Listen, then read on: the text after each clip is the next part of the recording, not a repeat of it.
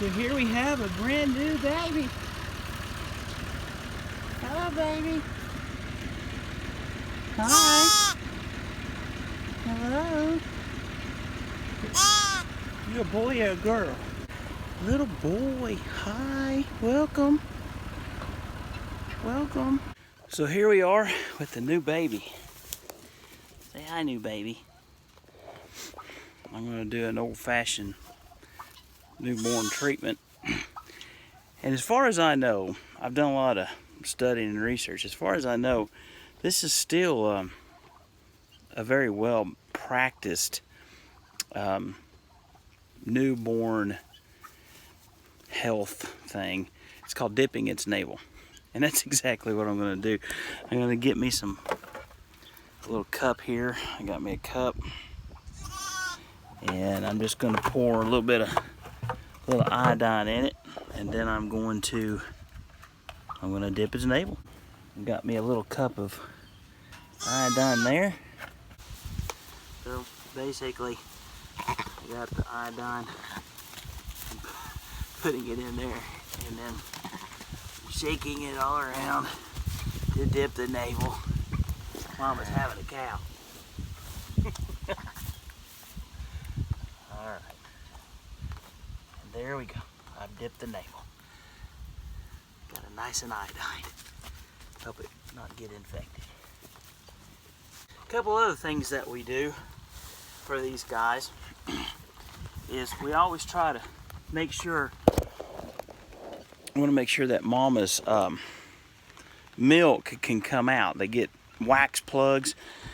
They do this in all sorts of agricultural settings, such as dairy and sheep, goats. I think they even do it some in pigs, but they just grab the teat and make sure that it's not plugged up so that the baby can nurse. I did that already, and it was milking on both sides real good. Mama had no signs of mastitis, nothing like that at all. They're eating her hay. That tail wagging is a good sign that he's getting something, and he's quite happy. Really haven't decided what to name Bubba yet. I'm just kind of thinking I might name him Oz. This is Esmeralda, the mama. She's panicking, so I'm going to sit down. This is the longest haired baby that I've had born on the farm. I've not had one with such a rich coat that I can remember. Yaga come pretty close, but he's pretty thick haired. So he's kind of an oddball. But I'll tell you, in veterinary medicine, I've had a lot of really odd, strange things happen over the few years.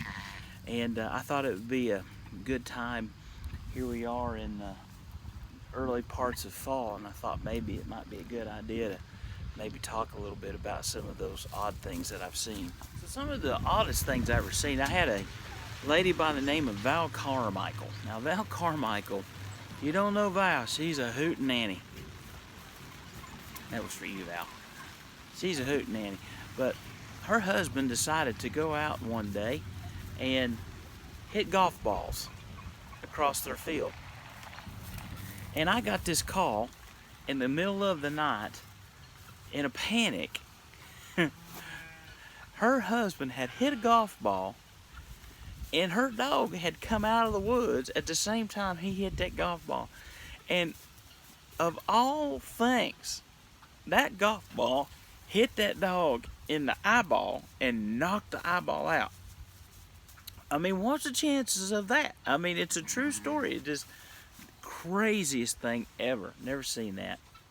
And so I had a cat that came in on emergency once, and she had swallowed one of these long, I don't know how to explain it, but it's like a mouse on a string, but the mouse was hanging out the mouth and the string was hanging out the anus. And once I did surgery, they were still connected.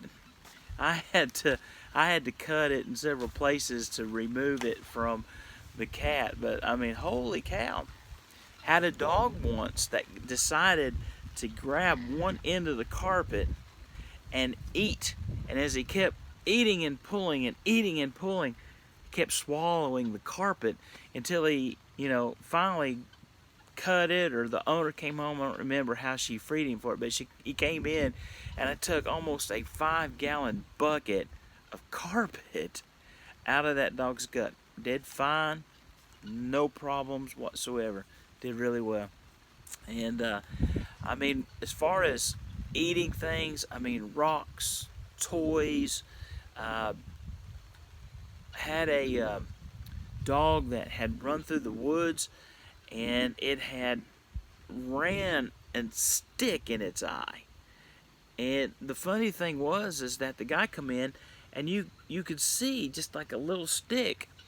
I put the dog under anesthesia, and I just barely grabbed that little stick and pulled, and I had a splinter that come out of that dog's eye about that long. I mean, golly, just absolutely crazy. I had a horse once that kept having an abscess. I mean, it had an abscess on its shoulder for years. We're not talking a couple of days, but years. And so, after talking to the owner, I said, well, let me open it and see what happens. And so he was standing there, and I gave the horse a sedative. I made a teeny tiny incision after I gave it some lidocaine. I put my hand in there, and I pulled a stick, like a tobacco stick, out of the horse's shoulder. It was about that long. And it had been in there for who knows how long. It would abscess up, go away, abscess up, go away, abscess up, go away. I mean, it was just, that horse healed up after that and did fine, no more problems. But anyway, I just wanted to share a few crazy things, and my new baby. I don't know if you can see him laying down there or not, but I think I'll name him Oz. Y'all have a good day. Bye.